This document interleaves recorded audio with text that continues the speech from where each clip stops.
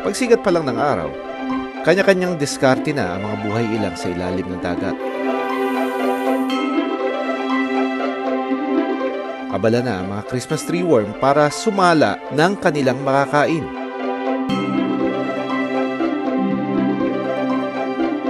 Sa kulay nila, aakalain mong all year round ang Kapaskuhan sa dagat. Ang kapitbahay nilang clownfish, aba, gwardyado ang kanilang bahay dahil baka may mag-trespassing.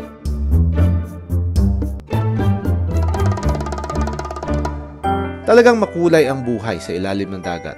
So every time magdadive tayo at makikita natin yung mga maliliit na isda, kahit mga clownfish, lionfish, they emit a certain kind of feeling of happiness. Kasi parang yung different colors na nakikita mo that they project.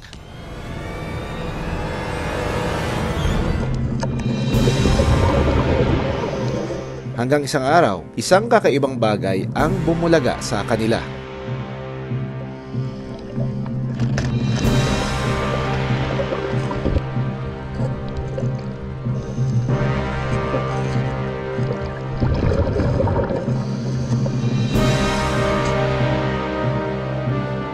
Isa-isa na silang dinampot at inilagay sa isang container. Ang mangingisdang si Buds, mahigit 10 taon nang nanguhuli ng reef fish para ibuhay sa kanyang pamilya.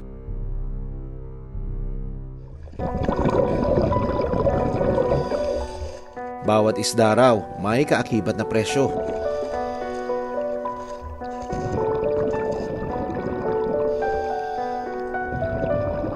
Pagkalipas lang ng mahigit 1 oras, may nahuli na siyang mga isda.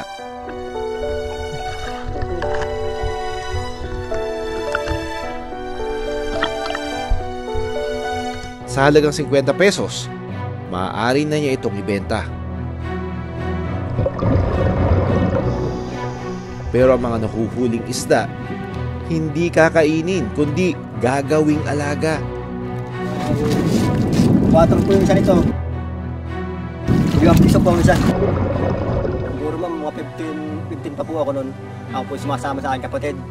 Hindi pa po ako marunong hanggang natukyan ko po yung panghuli ng pang-aquarium.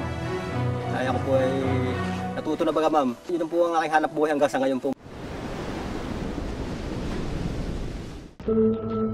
Pagkatapos mahuli ay ibinebenta niya ito kay Mang Jonathan.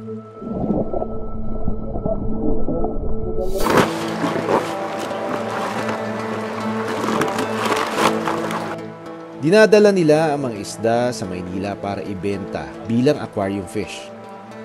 Ini-export na po nila yun. China, Hong Kong, Brunei, US, marami po pinagbabagsakan. Sabi ni Jonathan, babenta raw ang mga reef fish dahil sa mga taong mahilig mag-aquarium. Meron din naman siyang permit sa pagbebenta at pagpapahuli ng mga reef fish.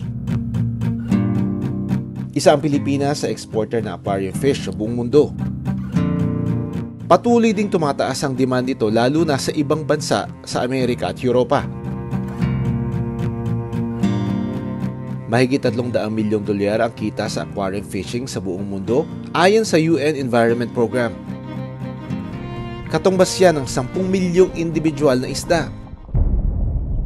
Dahil malakas ang kita sa aquarium fishing, nangangamba ang mga eksperto na masaid ito.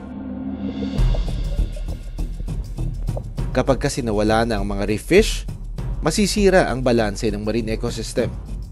Pag hindi naging sustainable yung collection, kasi kung titingnan natin itong mga reef species natin, kaya nga natin siya tinatawag din na reef indicators kasi they indicate kung ano yung status ng ating mga bahura. Kung tutuusin, hindi naman lahat kayang makita ang ganda ng ilalim ng dagat. Sa pamamagitan ng aquarium, nagkakaroon tayo ng unang sulyap sa ganda ng karagatan.